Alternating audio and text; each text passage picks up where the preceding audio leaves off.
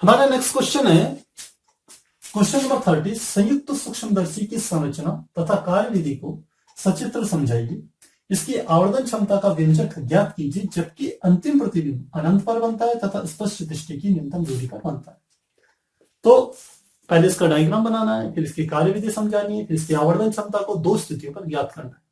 तो दोस्तों यह जो क्वेश्चन है वो काफी डिटेल्ड क्वेश्चन है और यहाँ हमने आपको जब इसकी क्लास हमने ली थी, जो वीडियो लेक्चर्स थे, उसमें बड़े डिटेल में संयुक्त सूक्ष्मदर्शी को समझाया गया था। तो वही लेक्चर को, वही उसी क्लास को मैं यहाँ पर ऐड कर रहा हूं। तो आप इस लेक्चर को इस प्रकार देख सकते हैं। और हमारा नेक्स्ट टॉपिक है संयुक्त सूक्ष्मदर्शी। पिछली क्लास में हमने सरल सूक्ष्मदर्शी के बारे में पढ़ा था। अब हम संयुक्त सूक्ष्मदर्शी को समझते हैं। संयुक्त सूक्ष्मदर्शी की जो क्रियाविधि है वो लगभग हम कह सकते हैं आधी जो उसकी क्रियाविधि है वह सरल सूक्ष्मदर्शी की तरह ही है। तो सबसे पहले समझते हैं कि इसको संयुक्त सूक्ष्मदर्शी क्यों कहते हैं। संयुक्त सूक्ष्मदर्शी, जिसे इंग्लिश में कंपाउंड माइक्रोस्कोप कहा जा रहा है, इसमें मुख्य रूप से दो लेंसों का इस्तेमाल किया जाता है। दोनों लेंस हम कहते हैं दोनों उत्तल लेंसों का प्रयोग किया जाता है, क्योंकि दो लेंसों के समायोजन से हम वस्तु का प्रतिबिंब तैयार करते हैं, इसलिए इस सूक्ष्मदर्शी को हम संयुक्त सूक्ष्मदर्शी कहते हैं। तो समझते हैं किस प्रकार से बनती है। हमने कहा इसमें दो लेंस होते हैं। एक लेंस इस प्रकार से होता है, इस लेंस को हम नाम देते हैं अभिदृश्यक। इस वाले लेंस को नाम देते हैं नेत्रिका। अभिदृश्यक लेंस थोड़ा पहले अभिदृश्यक ही बना लें हम। यह जो लेंस है आगे यहां पर लगा हुआ रहता है, यह वाला लेंस, यह लेंस होता है वस्तु की तरफ। यह लेंस हमने कहा क्या होता है, वस्तु की तरफ होता है, इसलिए इस लेंस को हम देते हैं अभिदृश्यक लेंस। अभिदृश्यक लेंस इंग्लिश में से कहा जाता है objective lens. Objective lens. Objective क्यों कहा जाता है, क्योंकि ऑब्जेक्ट कहते हैं वस्तु को, और ऑब्जेक्टिव लेंस का अर्थ है कि वह लेंस, क्योंकि दो लेंसों का इस्तेमाल कर रहे हैं, तो दो लेंसों में से वह लेंस जो वस्तु के समीप रखा हुआ रहता है, उस लेंस को हम अभिदृश्यक लेंस या इंग्लिश में ऑब्जेक्टिव लेंस कहते हैं। यह एक हम कह सकते हैं एक उत्तल लेंस होता है, और इसी से कुछ दूरी पर यह वाला जो हमारा लेंस होता है, यह दूसरा लेंस जिसे हम नाम देते हैं नेत्रिका लेंस। इस लेंस को हम क्या नाम देंगे, नेत्रिका लेंस। इंग्लिश में से आई लेंस भी कहा जाता है। इसको नेत्रिका लेंस क्यों कहा जाता है, क्योंकि जहां पर व्यक्ति वस्तु का प्रतिबिंब देखना चाहता है, वह क्या करता है, व्यक्ति इस नेत्रिका लेंस पर अपना नेत्र लगा करके इन दोनों के द्वारा जो भी प्रतिबिंब का निर्माण हो रहा है उसे देखता है। क्योंकि यह मनुष्य इस लेंस के ऊपर अपनी नेत्रिका को लगाता है, इसलिए इस लेंस को हम क्या नाम देते हैं, नेत्रिका लेंस नाम देते हैं। यह जो हमारा नेत्रिका लेंस होता है, यह अभिदृश्यक लेंस की तुलना में इसका द्वारक बड़ा होता है, यानी कि इसका आकार आप देखेंगे तो यह बड़ा होता है, और यह एक ट्यूब में फिक्स होता है। इस प्रकार से एक ट्यूब में रहता है। और जो दूसरा हमारा अभिदृश्यक लेंस होता है, वह एक दूसरी ट्यूब जो कि इस बड़ी वाली ट्यूब में आगे तथा पीछे खिसक सके, एक यहां पर पेंच लगा हुआ होता है। इस पेंच की सहायता से हम इस अभिदृश्यक लेंस को इसको आगे तथा पीछे कर सकते हैं, या इस बड़ी वाली ट्यूब में आगे पीछे चल सकता है। तो इन दोनों को आपस में एडजस्ट करके, समायोजित करके हम वस्तु का स्पष्ट प्रतिबिंब तैयार करते हैं। तो हमने क्या क्या बातें करी। हमने कहा संयुक्त सूक्ष्मदर्शी एक ऐसा हम कह सकते हैं प्रकाशिक यंत्र है जिसमें दो उत्तल लेंसों का इस्तेमाल किया जाता है। उसमें से वह उत्तल लेंस जो वस्तु के समीप रखा जाता है, उस उत्तल लेंस को हम अभिदृश्यक लेंस नाम देते हैं, और इसका द्वारक और इसकी फोकस दूरी दूसरा लेंस जिसे हम नेत्रिका लेंस कहते हैं, इससे कम होती है। नेत्रिका लेंस को नेत्रिका लेंस इसलिए कहा जाता है क्योंकि इसी के ऊपर आंख रख करके व्यक्ति छोटी छोटी वस्तुओं के प्रतिबिंब को देखता है इस संयुक्त सूक्ष्मदर्शी की सहायता से। और इस लेंस नेत्रिका लेंस का हम कह सकते हैं द्वारक और इसकी फोकस दूरी अभिदृश्यक लेंस से ज्यादा होती है। यह दोनों के दोनों लेंस एक छोटे छोटे हम कह सकते हैं बेलनाकार पाइपों में फिट रहते हैं, और इस अभिदर्शक लेंस को इस दूसरा जो हमारा बेलनाकार जो हमारी ट्यूब होती है इसके ऊपर आगे तथा पीछे खिसका करके इसको समायोजित किया जा सकता है। तो यह हमारा इसका एक जनरल डायग्राम हम जिसे कहते हैं वो हमने समझ लिया। अब हम यदि इसका रे डायग्राम समझना चाहें तो हम रे डायग्राम समझते हैं कि किस प्रकार से यह काम करता है। तो देखिए, इसका रे डायग्राम बहुत आसान है। यदि आप थोड़ा सा ध्यान देंगे और इसको एक सिस्टमेटिक तरीके से समझेंगे तो ये आपको काफी आसान लगेगा। इसके लिए हम क्या करते हैं, सबसे पहले हम देखते हैं अभिदर्शक लेंस को। हमने एक अभिदर्शक लेंस लिया, यहां हमने एक अभिदर्शक लेंस ले लिया। अब हम इस अभिदर्शक लेंस पर एक मुख्य अक्ष की रचना कर रहे हैं, तो इस प्रकार से हम एक मुख्य अक्ष खींच देते हैं। यह हमने मुख्य अक्ष खींच दी। मुख्य अक्ष को दोनों तरफ बढ़ा रहे हैं, इधर की तरफ भी बढ़ा दिया और हमने मुख्य अक्ष को इधर की तरफ भी बढ़ा दिया है, दोनों तरफ मुख्य अक्ष को बढ़ा दिया है। अब हम कहते हैं कि यह जो हमारा लेंस है इसको हमने कौन सा लेंस दिया, अभिदर्शक लेंस नाम दिया। इसलिए इसको हम ऑब्जेक्टिव लेंस कहते हैं। इसको आप कह सकते हैं, इसे ओ से प्रदर्शित करेंगे, ऑब्जेक्टिव लेंस। और इस ऑब्जेक्टिव लेंस में की जो फोकस दूरी होगी, क्योंकि हम जानते हैं उत्तल लेंस में दो फोकस होते हैं, एक इधर की ओर जो होता है उसे कहते हैं प्रथम फोकस, और जो दूसरी तरफ होता है उसे कहते हैं द्वितीय फोकस, और उसे हम मुख्य फोकस भी कहते हैं। तो हमने कहा यहां से एक निश्चित दूरी पर हम एक फोकस बिंदु ले लेते हैं। मान लेते हैं मैंने यहां से थोड़ा, यदि नाप करके बनाएंगे इसे तो ये डायग्राम अच्छा बनेगा। 12 सेंटीमीटर रख लेते हैं। यह हमने एक फोकस ले लिया और इधर की ओर भी हम एक फोकस, इसका फोकस यहां पर रहेगा, यह हमने बना दिया। तो यह हमारा क्या है, एफ ओ, और इसको हम डैश से प्रदर्शित कर रहे हैं। एफ यानी कि फोकस बिंदु, ओ यानी कि इस अभिदर्शक लेंस का फोकस बिंदु, थोड़ा आप चाहें तो बड़ा लिख सकते हैं, एफ ओ, और डैश हमने कहा एफ क्या है, फोकस बिंदु, ओ क्या है, अभिदर्शक लेंस का। डैश क्यों लगाया, क्योंकि ये प्रथम फोकस है इसलिए हमने इस पे डैश लगा दिया। दूसरी तरफ जो फोकस हमारा बनेगा, इस फोकस को लिखेंगे एफ ओ से प्रदर्शित करेंगे, क्योंकि यह क्या होगा, द्वितीय फोकस होगा, और यही हम कहते हैं मुख्य फोकस होता है इस उत्तल लेंस का। अब देखिए, हमने जब आपको विभिन्न तरह के डायग्राम बनाने सिखाए थे, रे डायग्राम उत्तल लेंस की सहायता से, तो हमने कहा था यदि कोई वस्तु फोकस से थोड़ा आगे की ओर रखी जाए तो उस वस्तु का प्रतिबिंब किस प्रकार से बनता है। हमने कहा हमने एक वस्तु ली, इस प्रकार से एक वस्तु ली, और इस वस्तु को हमने यहां पर इसको नाम दे दिया। इसका नाम हमने रख लिया, मान लेते हैं यह है ए और नीचे इसका नाम है बी। तो अब हमने क्या करा, इस ए बी वस्तु का प्रतिबिंब इसके द्वारा बनाना है। तो आप जानते हैं प्रतिबिंब बनाने का तरीका क्या होता है। हमने सबसे पहले ए से दो प्रकाश किरणें ले जानी है। एक प्रकाश किरण हम लेंगे मुख्य अक्ष के समांतर, तो इस प्रकार से हम समांतर लेंगे। हम चाहें तो इस लेंस को ठीक मध्य बिंदु से दो हिस्सों में भी बांट सकते हैं, जैसे हम पहले बांटते थे, ऐसे करके हमने बांट दिया। यह वाला जो बिंदु है, इस बिंदु को हम मान लेते हैं ओ नाम दे देते हैं। अभिदर्शक लेंस तो हमारा है ही ओ, लेकिन इसको हमने ओ नाम दे दिया, इसके प्रकाशिक केंद्र को। तो ए से एक प्रकाश किरण गई जो कि मुख्य अक्ष के समांतर चलती है, और हम जानते हैं उत्तल लेंस में मुख्य अक्ष के समांतर जाने वाली किरणें अपवर्तन के पश्चात फोकस से होकर के जाती है। तो यह किरण कहां से चली गई, हमने कहा यह फोकस में से पास हो गई। इस प्रकार से हमने इसको फोकस में से पास करवा दिया। यह हमारी किरण फोकस में से चली गई।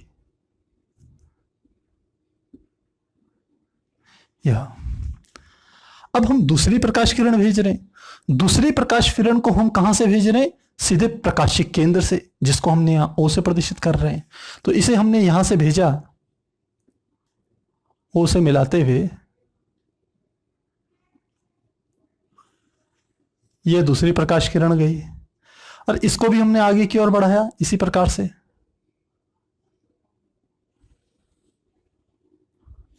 और इस दूसरी किरण को भी आगे की ओर बढ़ाया। तो आप देखिए ये दोनों की दोनों किरणें इस बिंदु पर मिल रही हैं, और जिस बिंदु पर ये दोनों किरणें मिलेगी, इस लेंस के द्वारा जो वस्तु का प्रतिबिंब बनेगा वो इसी बिंदु पर बनेगा। तो हमने यहां पर क्या कर लिया, मुख्य अक्ष से इस बिंदु को हमने मिला दिया एक लंब के द्वारा, और हम कहते हैं यह जो प्रतिबिंब बनता है, इस प्रतिबिंब को हम क्या नाम देते हैं, ए डैश। इसे यहां लिख रहे हैं ए को, इसको नाम लिखा हमने ए डैश, और यह बिंदु हमारा क्या हो गया, बी डैश।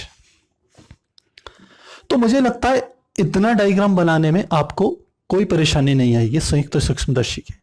और यदि आप इतना डायग्राम अच्छे से बना लेते हैं तो अब आपको, क्योंकि हम ये आधा डायग्राम हम कंप्लीट कर चुके हैं, अब आपको आधा डायग्राम कंप्लीट करने में कोई परेशानी नहीं होगी।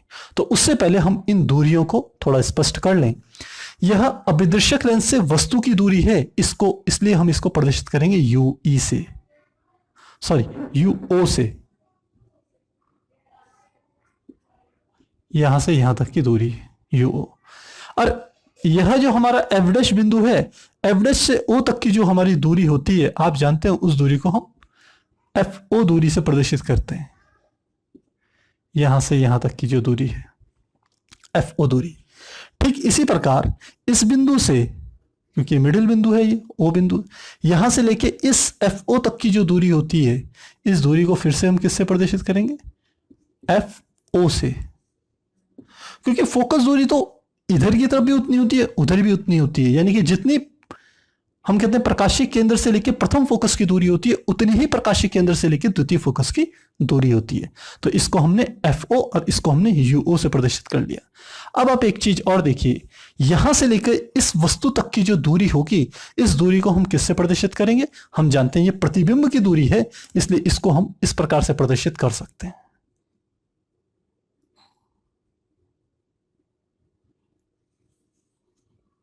यहां से लिखे, थोड़ा इसे मिटा देते हैं, जिसे कंटिन्यूटी में नहीं रख रहे हैं, जिससे आपको पता चल जाए ये हमारी दूरी है।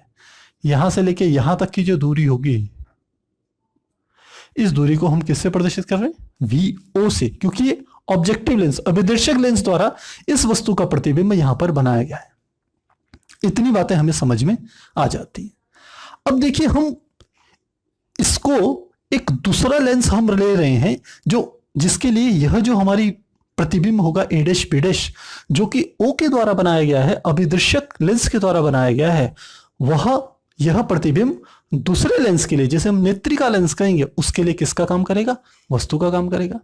और उसके लिए हम कौन सा सिद्धांत इस्तेमाल करेंगे, उसके लिए हम सिद्धांत करेंगे इस्तेमाल सरल सूक्ष्मदर्शी का। आप जानते हैं सरल सूक्ष्मदर्शी का सिद्धांत यह कहता है कि यदि किसी वस्तु को हम कहते हैं फोकस तथा लेंस के बीच में रखी जाए, तो हम कहते हैं उस स्थिति में उस वस्तु का बड़ा और सीधा प्रतिबिंब बनता है।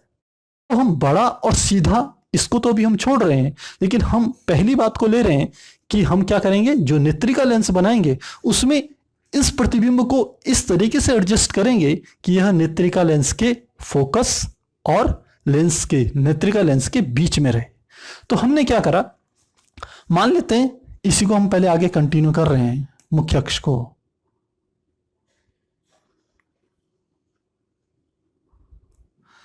हम कहते हैं हमने यहां पर एक लेंस लिया, और लेंस इस प्रकार से लिया है कि उसकी फोकस दूरी ये बी डैश के एकदम समीप है, यहीं पर है। तो हम लेंस बना रहे हैं दूसरा लेंस। दूसरे लेंस को हम, क्योंकि इस लेंस से बड़ा लेंस होगा, तो उसको हम इस प्रकार से बना रहे हैं।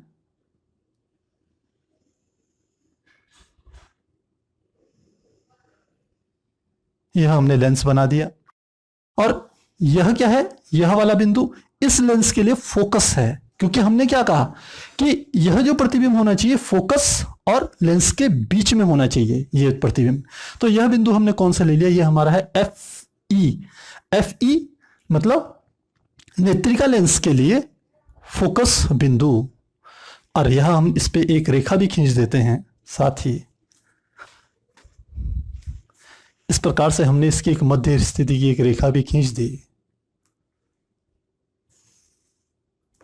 ये जो हमारा मध्य बिंदु है, इस बिंदु को हम ई यानी कि नेत्रिका लेंस ई से प्रदर्शित कर रहे हैं। अब देखिए इसके द्वारा प्रतिबिंब का कैसा निर्माण होगा। जो प्रतिबिंब बनेगा वो ऐसे होगा कि हम इससे दो रेखाएं ले जा रहे हैं। एक रेखा तो हम ले जा रहे हैं मुख्य अक्ष के समांतर। तो आप देखिए यह हम रेखा ले गए एक मुख्य अक्ष के समांतर, ये तो इस प्रकार से गई। और अपवर्तन के पश्चात ये कहां से जाएगी, हमने कहा फोकस में से होकर के जाएगी। तो इधर की ओर हम कहीं मान लेते हैं इसका क्या होगा, फोकस होगा। तो हम इधर की ओर कहीं मान लेते हैं इसका कहीं क्या होगा, फोकस होगा। हमने कहा यह कहीं पर फोकस की तरफ ये जा रही है। और दूसरी प्रकाश किरण हम कहां ले जा रहे हैं, दूसरी प्रकाश किरण हम ले जा रहे हैं सीधे प्रकाशिक केंद्र से। जैसे हम सरल सूक्ष्मदर्शी में करते थे ठीक वैसे ही करना है आपने। तो अब देखिए यह दोनों की यह प्रकाश किरण ऐसे जाएगी, क्योंकि ये प्रकाशिक केंद्र से जा रही है इसलिए बिना विचलित हुए सीधे ही आगे निकल जाएगी। और दूसरी प्रकाश किरण जो मुख्य अक्ष के समांतर थी वह अपवर्तन के पश्चात फोकस में से होकर के जाती है। मान लेते हैं यहां पर इसका कहीं पर क्या है, फोकस है एफ, थोड़ा आगे ही मान लेते हैं। तो अब ये किरणें जैसे जैसे आगे बढ़ेगी वैसे वैसे इनके बीच की दूरी बढ़ती चली जाएगी। तो हम क्या करते हैं, इन दोनों किरणों को पीछे की ओर ले जाते हैं। तो पीछे की ओर ले जाएं तो हमने ये इसको पीछे की ओर ले गए,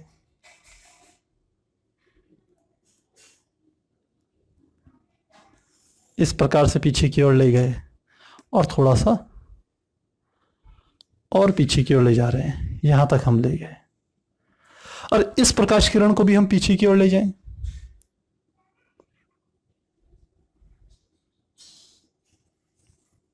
ये हम पीछे की ओर लाए,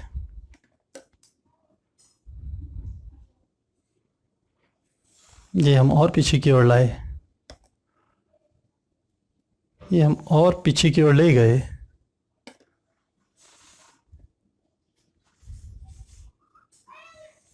ये पीछे की ओर ले गए और इसको भी यहां पर हम पीछे की ओर ले गए। ये दोनों प्रकाश किरणें इस बिंदु पर मिलती हैं और इस बिंदु को यदि मुख्य अक्ष से मिला दिया जाए, देखिए इस प्रकार से हम मिला रहे हैं इसे, इस बिंदु को यदि हम मुख्य अक्ष से मिला दें तो अंतिम प्रतिबिंब जो सूक्ष्मदर्शी का बनेगा वो यहां पर बनेगा। और इस प्रतिबिंब को हम क्या नाम देंगे, इस प्रतिबिंब को हम नाम देंगे ए डबल डैश और इसे देंगे बी डबल डैश। तो आप समझ रहे होंगे किस प्रकार से डायग्राम बना है।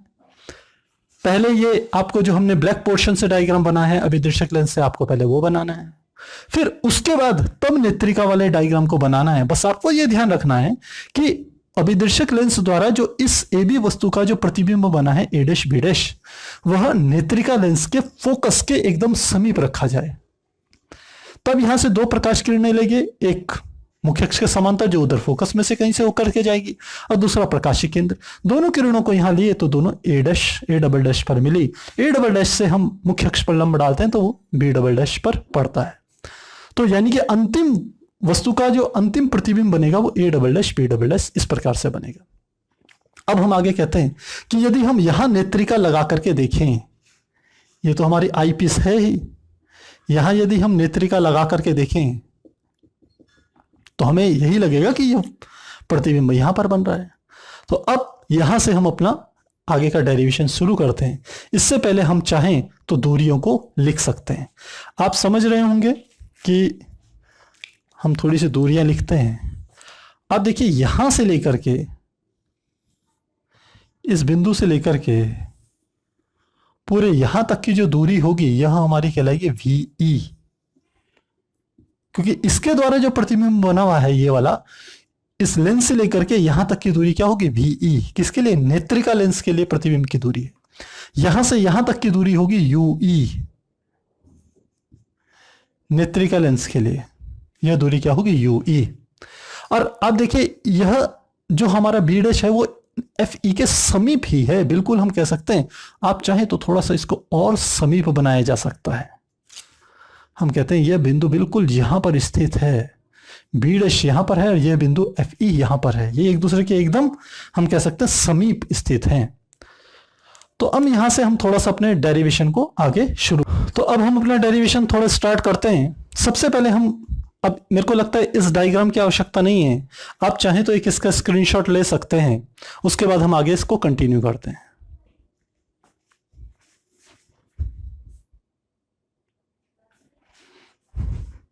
तो अब हम आगे कंटिन्यू करते हैं। हम सबसे पहले ये कहते हैं कि हमें पता है कि जो प्रकाशिक यंत्र की आवर्धन क्षमता, हम जानते हैं चूंकि प्रकाशिक यंत्र की आवर्धन क्षमता बराबर होता है प्रतिबिंब, अंतिम प्रतिबिंब द्वारा उत्पन्न दर्शन कोण, अंतिम प्रतिबिंब द्वारा उत्पन्न दर्शन कोण बटे स्पष्ट दृष्टि की न्यूनतम दूरी पर रखी, स्पष्ट दृष्टि की न्यूनतम दूरी डी पर रखी वस्तु द्वारा उत्पन्न दर्शन कोण, इसके बराबर होता है। यानी कि हम कहते हैं जो m हमारा होता है, जिसे हम आवर्धन क्षमता कहते हैं, उसे हम कहते हैं ये बीटा बटे अल्फा के बराबर होता है। अब देखिए इस डायग्राम में बीटा क्या है और अल्फा क्या है। हम यदि इस बिंदु को, ये ए बी हमारी जो रेखा है, इसको यदि ई से मिलाएं, तो हम ए बी को ई से मिलाते हैं, तो इस प्रकार से मिलाते हैं इस ए बी को ई से,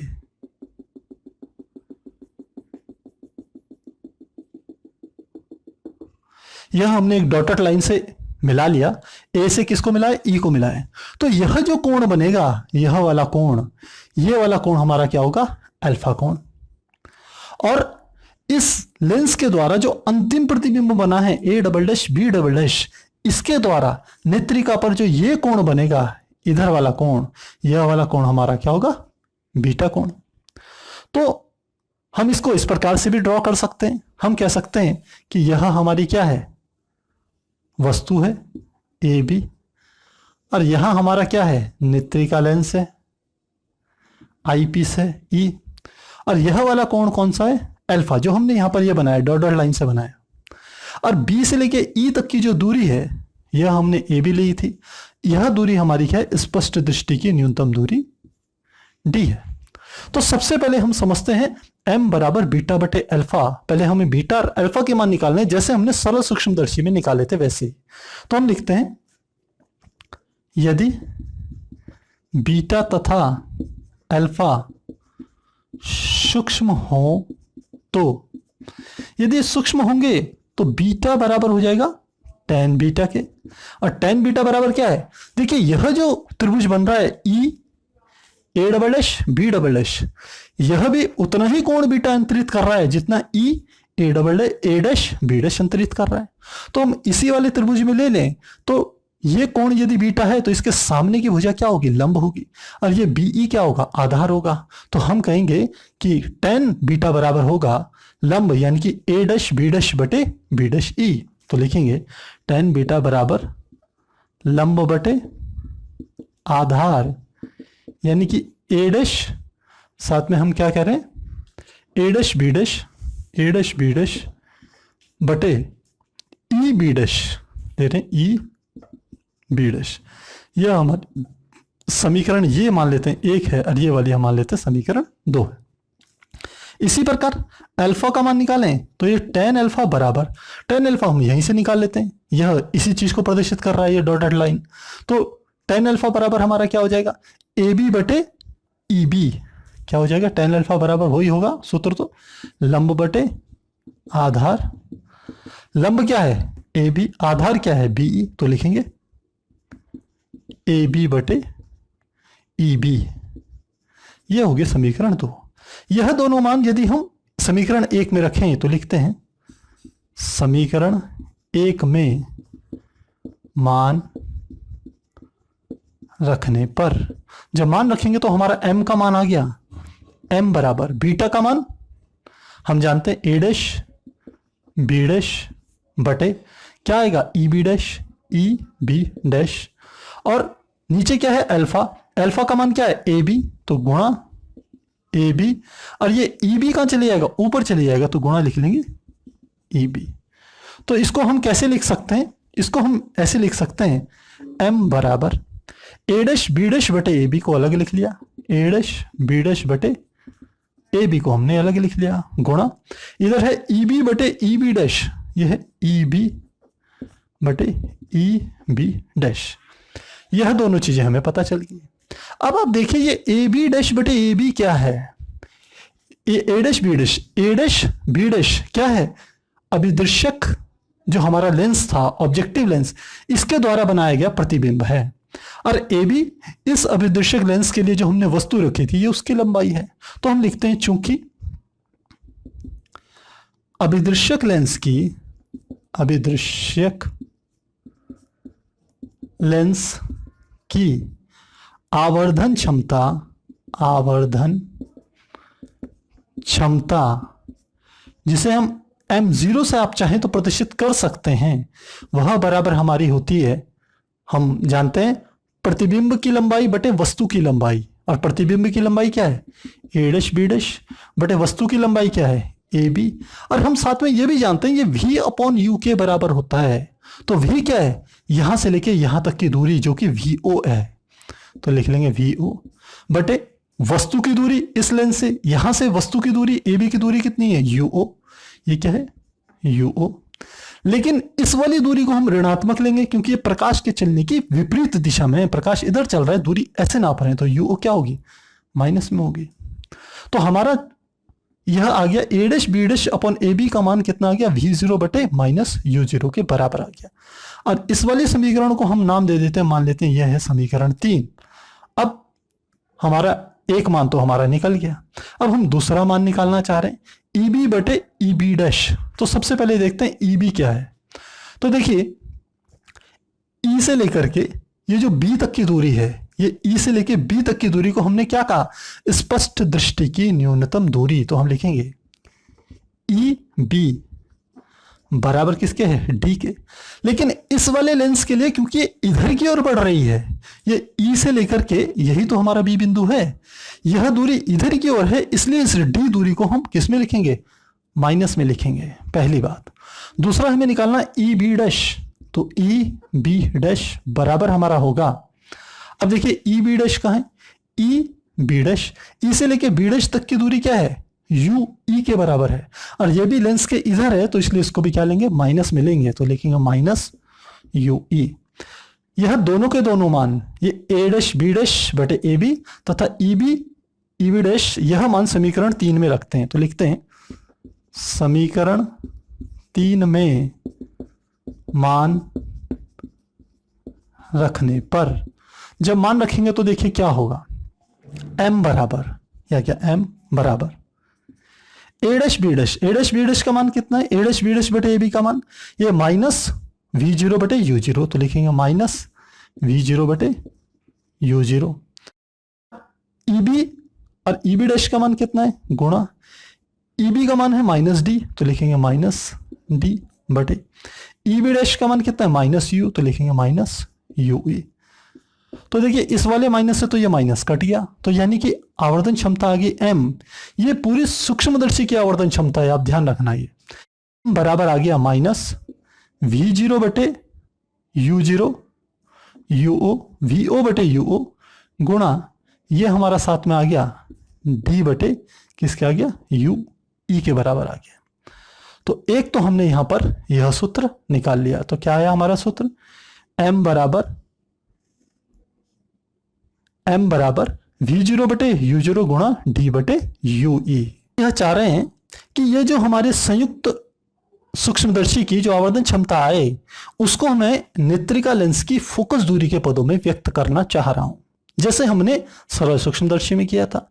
तो हम लिखते हैं चूंकि लेंस सूत्र होता है, लेंस सूत्र किसके लिए नेत्रिका लेंस के लिए, नेत्रिका लेंस के लिए यदि लें तो ये होता है 1/v माइनस 1/u बराबर होता है 1/f के। तो हम कहते हैं सबसे पहले v क्या है, ve, और ve आप देखिए किस में है, माइनस में है, क्योंकि ये इधर है।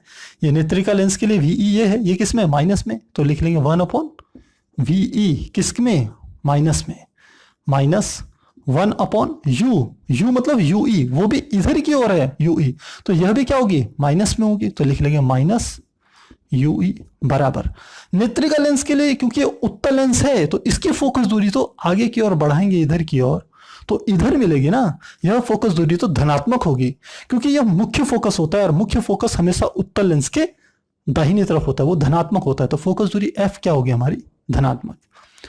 माइनस की माइनस में गुणा होगी तो क्या आ जाएगा, ये आ जाएगा -1/ve, माइनस के माइनस में गुणा तो +1/ue बराबर आ गया 1/f। इसको हम चाहें तो मिटा देते हैं, या इस डायग्राम को हम यहां पर बना लेते हैं। यह हमारा हो गया a, ये b, ये हमने इस प्रकार से मिला दिया, ये हमारा हो गया e, और यह दूरी हमने कहा क्या है, ये d के बराबर है। तो यह हमारा मान आ गया। e का मान यदि निकाले 1/ue बराबर 1/f है, माइनस 1/v इधर जाएगा, प्लस का हो जाएगा, तो यह हो गया 1/ve प्लस 1/f। 1/ue का ये मान इस समीकरण में रख रहे हैं, और इस समीकरण को हम नाम देते हैं समीकरण 4।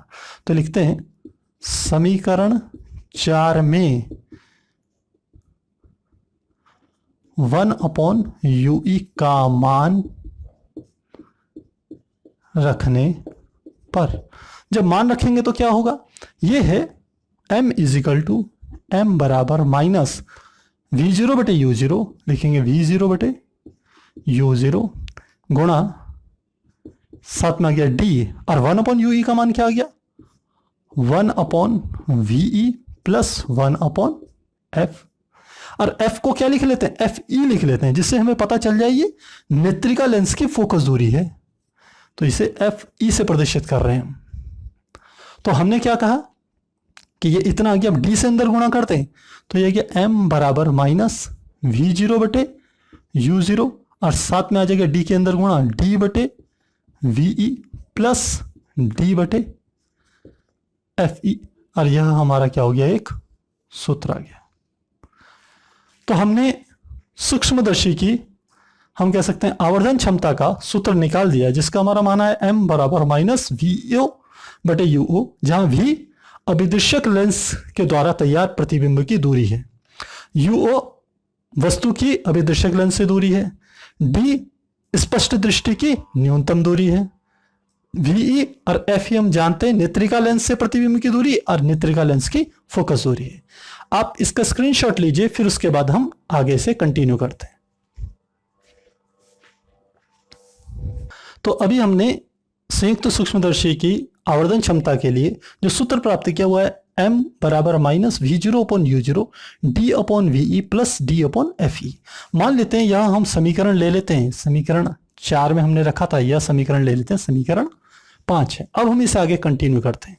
हम कहते हैं चूंकि इसमें पहला पद आया v0/u0, हम लिखते हैं चूंकि v0 बटे u0 तो किसके बराबर होता है, v0 क्या है, हम लिख सकते हैं अभिदृश्यक लेंस के लिए प्रतिबिंब की दूरी, बटे u0 क्या है, अभिदृश्यक लेंस से वस्तु की दूरी, ये वाली दूरी, और प्रतिबिंब की दूरी बटे वस्तु की दूरी क्या होती है, आवर्धन क्षमता। किसकी आवर्धन क्षमता, अभिदर्शक लेंस के, तो हम लिखेंगे o यानी कि अभिदर्शक लेंस की आवर्धन क्षमता। और यही आवर्धन क्षमता किसके बराबर होती है, हम जानते हैं a' b' बटे ab के बराबर होगी, a' b' बटे ab के बराबर होगी, यानी कि प्रतिबिंब की लंबाई बटे वस्तु की लंबाई। आवर्धन क्षमता का हमारा सूत्र होता है, क्योंकि ये अभिदर्शक लेंस की आवर्धन क्षमता हम बोल रहे हैं, तो आवर्धन क्षमता बराबर होता है प्रतिबिंब की लंबाई, ये प्रतिबिंब की लंबाई बटे वस्तु की लंबाई, और यही हमारी होती है प्रतिबिंब की दूरी बटे वस्तु की दूरी। तो यहां से हमारा निकला कि v0 बटे u0 बराबर निकल के आया a' b' बटे ab के बराबर आ गया। और हम आप देखिए ये जो AB है ये इसके हम कह सकते हैं बराबर है। इस वाले बिंदु को हमने मान लेते हैं यह बिंदु हमारा है P, हमने P और तो कहीं नहीं लिया है, तो ये बिंदु है P। तो हम लिखते हैं यह बराबर हो जाएगा A डैश B डैश बटे PO। किसके बराबर हो जाएगा? PO के बराबर हो जाएगा। तो यहां से हमारे को यह बात पता चल गई। यह मान लेते हैं यह है समीकरण 6। अब हम दो त्रिभुज ले रहे हैं।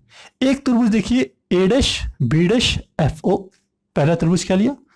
त्रिभुज A dash B dash FO, यानी कि A dash B dash FO।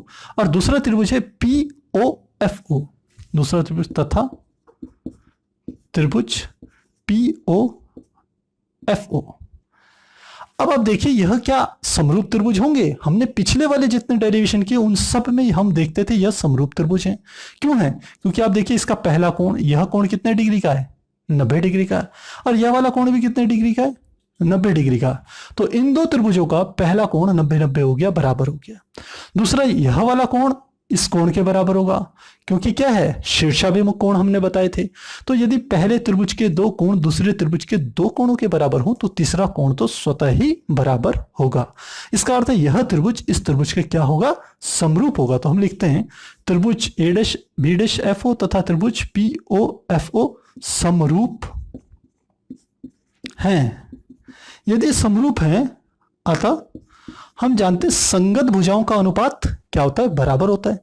संगत भुजाएं कौन सी हैं? हम ले रहे हैं A डैश B डैश बटे PO। तो लिख रहे हैं A डैश B डैश बटे PO, यानी कि इस त्रिभुज का लंब बटे इस त्रिभुज का लंब बराबर होगा। B डैश से लेके FO की दूरी बराबर, हमने क्या ली? दूसरी भुजा। B डैश से लेके FO की दूरी बटे O से लेके FO की दूरी, O से लेके FO की दूरी, B डैश से FO की दूरी और O से FO की दूरी। तो अब देखिए समीकरण 6 से हम देखें, समीकरण 6 में A डैश B डैश बटे PO का यदि मान रखें तो लिखते हैं समीकरण 6 में A डैश B डैश बटे PO का मान रखने पर, तो देखिए समीकरण 6 क्या है? यह है VO बटे UO बराबर क्या था? A डैश B डैश बटे PO, A dash B dash बटे PO। और ये A डैश B डैश बटे PO किसके बराबर है? B डैश FO बटे OFO, इसके बराबर आ गया इस समीकरण से। तो V0 बटे U0 का यह वाला मान समीकरण 5 में रख रहे हैं। तो लिखते हैं समीकरण 5 में V0 बटे U0 बराबर B डैश F0 बटे OF0 रखने पर, तो रखेंगे तो देखिए क्या होगा?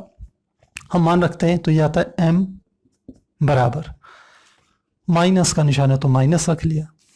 V0 बटे U0 क्या है? B डैश F0, लिख लिया B डैश F0 बटे OFO और ब्रैकेट में हमारा आ गया D बटे VE प्लस D बटे FE, यह मान हमारा आ गया। अब देखिए हमें इन दोनों के मान लिखने हैं, तो सबसे पहले समझते हैं B डैश से FO तक की दूरी क्या है। देखिए B डैश बिंदु है ये वाला, यहां से FO की दूरी है ये वाली।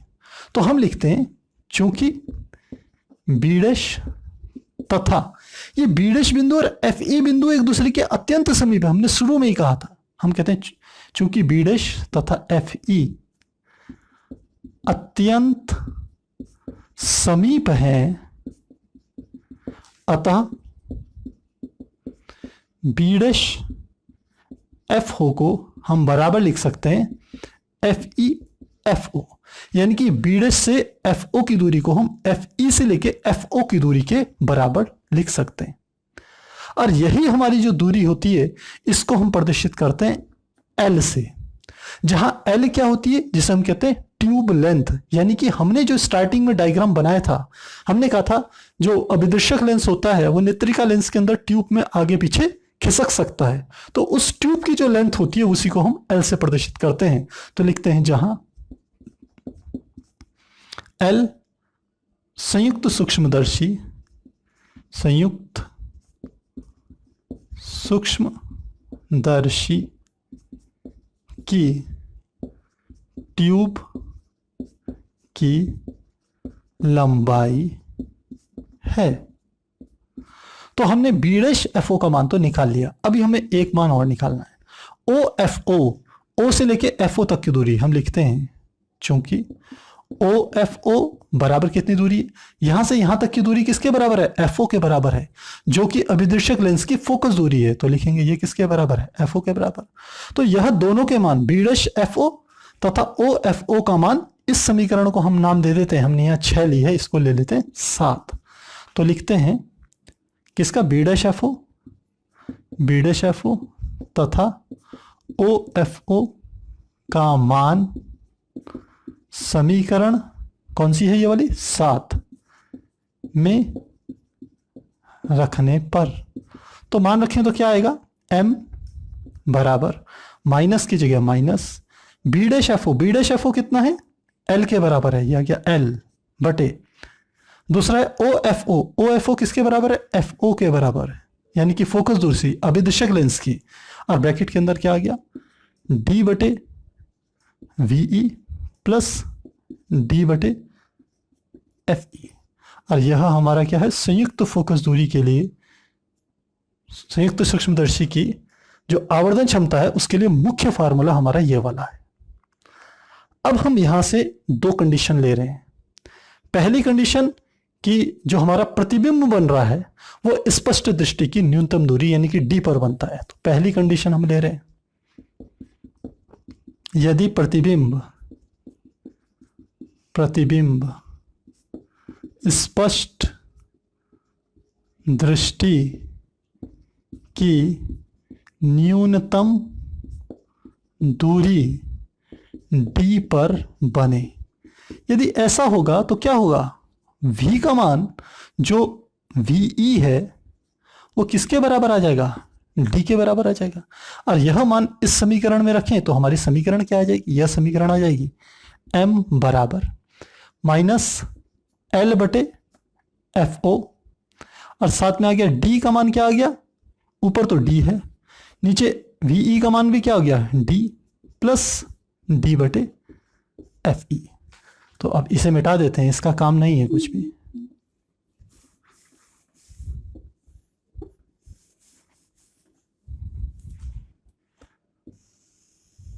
तो इसे सॉल्व करें, ये हमारा आ गया m is equal to minus L upon FO, D बटे D तो कट गया 1 आ गया, तो यह आ गया 1 प्लस D अपॉन FE। उस स्थिति में संयुक्त सूक्ष्मदर्शी की आवर्धन क्षमता का सूत्र होगा m बराबर minus L upon FO, bracket के अंदर 1 प्लस D अपॉन FE के बराबर होगा। दूसरी स्थिति ले रहे हैं, यदि प्रतिबिंब अनंत पर बने, यदि अनंत पर बनेगा तो V बराबर क्या हो जाएगा, इन्फिनिटी, VE का मान क्या आ जाएगा, इन्फिनिटी। तो यह मान इसमें रखेंगे इस वाले सूत्र में, तो क्या आ जाएगा, m बराबर माइनस L अपॉन FO, यह आ गया D बटे VE का मान क्या आ गया, infinity, plus D upon FE। देखिए यह पद तो 0 हो जाएगा क्योंकि इसके नीचे क्या है, इन्फिनिटी है। तो क्या आ जाएगा, सूत्र m बराबर माइनस L बटे FO गुणा D बटे FE के बराबर होगा। और यह हमारे संयुक्त सूक्ष्मदर्शी का फिर से आवर्धन क्षमता का सूत्र आ गया, जब प्रतिबिंब कहाँ बन रहा हो, अनंत पर बन रहा हो। दोनों ही स्थितियों में आप ये देखिए, इसमें और इसमें, इससे हमें क्या जानकारी मिल रही है। हम लिखते हैं m का मान अधिक तब होगा जब, पहली बात L का मान ज्यादा होगा, यानी कि L क्या चीज थी हमारी, L थी हमारी संयुक्त सूक्ष्मदर्शी की ट्यूब की लंबाई। तो पहला, जब L का मान, जिसे हम कहते हैं ट्यूब की लंबाई अधिक हो, पहली चीज। दूसरा, m का मान अधिक कब होगा? जब FO तथा FE के मान सूक्ष्म हो। इसके कहने का अर्थ है कि अभिदर्शक लेंस की फोकस दूरी और नेत्रिका लेंस की फोकस दूरी कम यदि लें तो हमारा जो आवर्धन क्षमता होगी वह बढ़ जाएगी, लेकिन एक निश्चित सीमा के बाद हम इसको जो लेंस की फोकस दूरियां होती हैं वो ज़्यादा कम नहीं ले सकते, क्योंकि इससे हमारे अनेक प्रकार के नए दोष उत्पन्न हो जाते हैं। तो इसकी भी एक लिमिटेशन है। तो कुल मिला के हमें क्या निष्कर्ष निकला कि L ट्यूब लेंथ का मान अधिक से अधिक होना चाहिए और FO तथा FE के मान सूक्ष्म हो जितने संभव हो सके। तो संयुक्त सूक्ष्मदर्शी की जो आवर्धन क्षमता होगी, आवर्धन क्षमता मतलब कितनी छोटी वस्तु का चित्र वह कितना बड़ा करके हमें दिखाएगा, तो वह उसकी आवर्धन क्षमता बढ़ जाएगी। तो दोस्तों, आज हमने संयुक्त सूक्ष्मदर्शी के डायग्राम को समझा, साथ ही इसकी हमने आवर्धन क्षमता भी ज्ञात करी। आप यदि इसमें देखिए तो सबसे मुख्य है इसका ये डायग्राम, और इस डायग्राम को यदि जिस प्रकार से मैंने 2 हिस्सों में आपको बना के समझाया था, यदि आप इसे इस 2 हिस्सों में बनाएंगे तो आपको कोई परेशानी नहीं होगी, और आप यदि इसे एक साथ ही बनाने की कोशिश करेंगे तो आपसे कुछ गलतियां हो सकती है।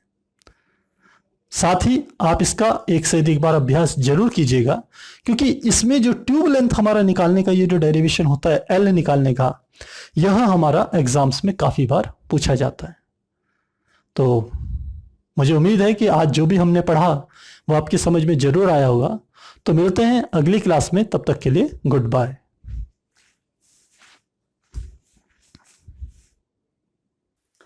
अब हमारा नेक्स्ट क्वेश्चन है क्वेश्चन नंबर 30 का अथवा पार्ट। तो क्वेश्चन नंबर 30 का अथवा पार्ट करेंगे। इसके 2 खंड है, क तथा ख। तो पहले हम क खंड करते हैं। इसके अनुसार यंग के द्विझिरी प्रयोग में झिरियों के बीच की दूरी 0.28 मिलीमीटर है। झिरियों के बीच की दूरी को हम स्मॉल डी से प्रदर्शित करते थे तथा पर्दा 1.4 मीटर की दूरी पर रखा है, जिसको हम कैपिटल डी से प्रदर्शित करते हैं। तो स्मॉल डी है 0.28, स्मॉल डी 0.28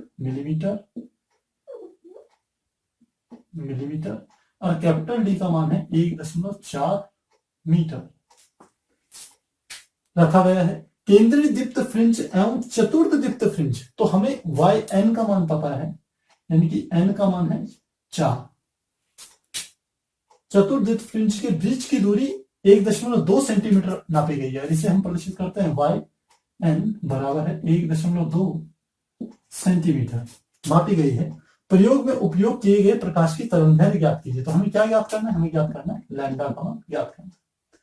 तो किस प्रकार से करेंगे? हम जानते हैं इसके लिए जो हमारा सूत्र होता है वो होता है yn बराबर n into capital D into lambda upon small D. तो हमें मान के दिए हैं, हमें लैम्डा का मान निकालना है। तो लैम्डा बराबर हो जाएगा, ये हो जाएगा yn multiply small D upon क्या आ जाएगा, ये दोनों चीज नीचे चली जाएगी, हो जाएगा n इंटू कैपिटल डी। अब देखिए ये मिलीमीटर में है, ये मीटर में, ये सेंटीमीटर में है। सबको मीटर में बदलते हैं तो इसको लिख सकते हैं 0.28 गुणा 10 की घात -3 मीटर। ये तो मीटर में, इसको बदलें तो ये हो गया 1.2 गुणा 10 की घात -2 मीटर। ये सब वैल्यू यहां पुट करें तो यह आ जाएगा lambda is equal to yn का मान हो गया 1.2 गुणा 10 की घात -2 मल्टीप्लाई स्मॉल डी का मान हो गया 0.28 गुणा 10 की घात -3 बटे, हमें नीचे है n का मान कितना है? चतुर्थ दीप्त फ्रिंज कह रहा था तो 4 आ गया, और डी की वैल्यू कितनी है? कैपिटल डी की 1.4 मीटर। तो जब इसको सॉल्व करते हैं तो जो हमारा मान निकल के आता है वो आता है 6000 एंगस्ट्रॉम के बराबर आएगा। तो जो तरंगदैर्घ्य होगी उसका मान 6000 एंगस्ट्रॉम होगा। इस प्रकार से इसे कर सकते हैं। अगला पार्ट है ख खंड। तो हम ख पार्ट करते हैं इसमें। एक तारे में 6000 एंगस्ट्रॉम तरंगदैर्घ्य का प्रकाश आ रहा है। किसी दूरदर्शी के विभेदन की सीमा क्या होगी यदि उसके विदूषक का व्यास 240 सेंटीमीटर है? तो हमें एक तरंगदैर्घ्य दे दी 6000 एंगस्ट्रॉम और एक अभिदूषक का व्यास दे दिया 240 सेंटीमीटर। तो तरंगदैर्घ्य हो गया लैम्डा बराबर 6000 एंगस्ट्रॉम और अभिदूषक के व्यास डी को दो की हमें दिया 240 सेंटीमीटर।